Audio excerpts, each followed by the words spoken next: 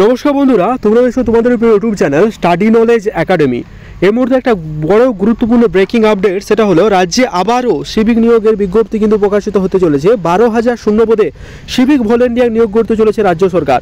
ঠিক আছে, তাহলে এখন কাজে একটাই প্রশ্ন উঠছে, তাহলে পুলিশ নিয়োগ কি বন্ধ হয়ে গেল? সিভিকদের নিয়ে কি সমস্ত কিছু কাজ চালানো হবে? এই নিয়ে কিন্তু একটা বিস্তারিত আপডেট উঠে এসেছে।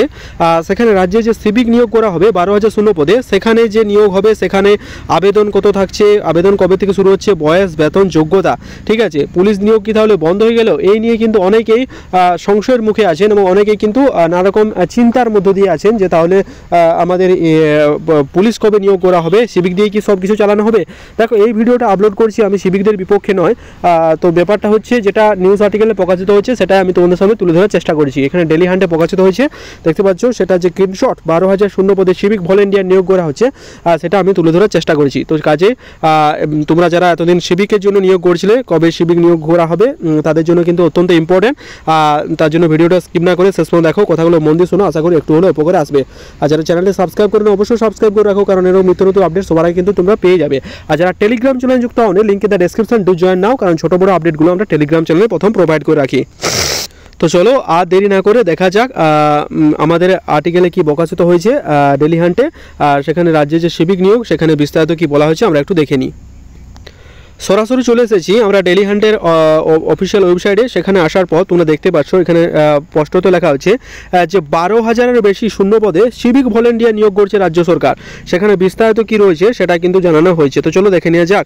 সেখানে প্রথম পেজে তুমি যদি আসো, সেখানে একটা বড় করে লেখা রয়েছে হেডলাইনে, পশ্চিমবঙ্গের যে সকল বেকার যুবক যুবতীরা চাকরির জন্য প্রস্তুতি নিচ্ছেন, ঠিক আছে, তাদের জন্য রাজ্য সরকার তরফে রইল দারুণ সুখবর। পশ্চিমবঙ্গ সরকার মমতা বন্দ্যোপাধ্যায় এবছর পুজোর আগে সমস্ত চাকরি প্রার্থীদের জন্য বিশাল বড় সুযোগের দরজা খুলে দিয়েছে।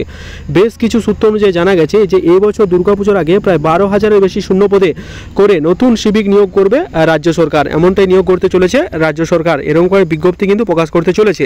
ঠিক আছে, এখানে বলছে তাই এত বড় সুযোগকে হাতছাড়া না করে, দেখতে পাচ্ছ, কি না করে আগেই জেনে নিন যোগ্যতা কি থাকছে, আবেদন পদ্ধতি, নিয়োগ পদ্ধতি, প্রসিডিওর, সমস্ত কিছু কিন্তু বিস্তারিত রইল।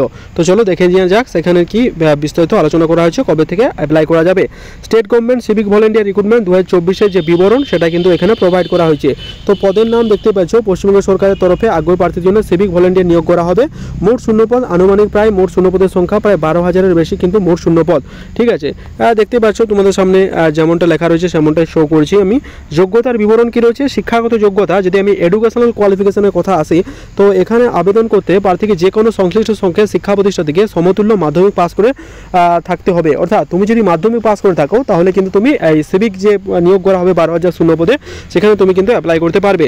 আচ্ছা, এখানে বয়স সীমা কি লাগছে না, বয়স সীমা এখানে বলা হচ্ছে যে তোমার আগ্রহী বয়স ন্যূনতম 18 বছর হলে তুমি কিন্তু অ্যাপ্লাই করতে পারবে। এখানে বলা হয়েছে 18 বছর হলে তুমি কিন্তু গ্রহণযোগ্য অ্যাপ্লাই করতে পারবে।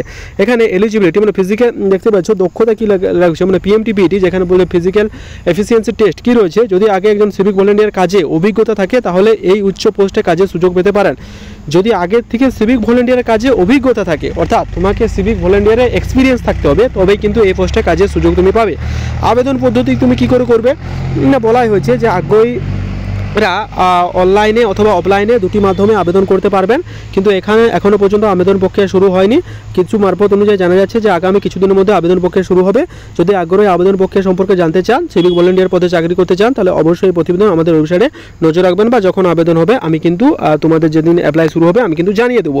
আবেদনের সময়সীমা কত থাকছে না, আবেদনের সময়সীমা থাকছে তোমাদের বলাই রয়েছে যে এখানে দেখতে পাচ্ছ স্পষ্টত উল্লেখ রয়েছে যে আবেদন প্রক্রিয়াটি এখনও পর্যন্ত আরম্ভ হয়নি, তবে সূত্র অনুযায়ী জানা যাচ্ছে যে বেশ কিছুদিনের মধ্যে সিভিক ভলেন্টিয়ার পদের জন্য নিয়োগের বিজ্ঞপ্তি প্রকাশ হবে এবং আবেদন প্রক্রিয়া শুরু হয়ে যাবে।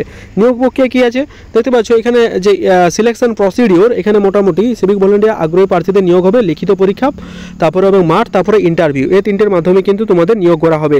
ঠিক আছে, এখানে অনেকে কমেন্ট করেছে, দেখতে পাচ্ছ, যদি তুমি ডেলি হান্টের কমেন্ট বক্সে যাও তাহলে দেখতে পাবে যে সিভিক যে নিয়োগ করা হচ্ছে এটা নিয়ে অনেকে কিন্তু এখানে ভালো চোখে দেখছে না। কীরকম সিভিক ভলেন্টিয়ার নিয়োগ করা দরকার নেই, কারণ এদেরকে নিরাপত্তার কাজে যেহেতু ঠিকঠাক ব্যবহার ব্যবহার করা যাবে না।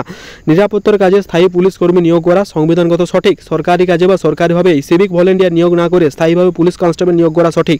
এতে জনগণের টাকাকে সঠিক ব্যবহার করা হবে। সিভিক ভলেন্টিয়ার নিয়োগ করা নিয়ে অনেকে নানা মতবাদ কিন্তু প্রকাশ করে। দেখে সিভিকদের আবার দেখতে পেয়েছো ওখানে আবার একজন কমেন্ট করেছে যে সিভিকদের আবার শূন্যপদ কিভাবে হয়, অনেকে নানারকম করেছে।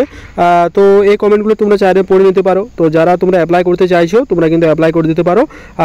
টেলিগ্রামে এই আর্টিকেলটা প্রকাশ করে দেবো। তোমরা যারা টেলিগ্রাম যুক্ত আছো তারা তো পেয়েই গেছো, যারা যুক্ত হওনি link in the description, do join now. টেলিগ্রামে আর্টিকেলটা দিয়ে দেবো যাতে পরবর্তীকালে কবে থেকে আবেদন হচ্ছে না হচ্ছে তোমরা টাইম টু টাইম আপডেট পেয়ে যাও। তো এই ছিল আজকের ভিডিওটা, কেমন লাগলো জানাও। আর ভিডিওটা ভালো লাগলে অবশ্যই লাইক করো, চ্যানেল করো সাবস্ক্রাইব করে রাখো। Thank you very much. দেখা হচ্ছে পরে।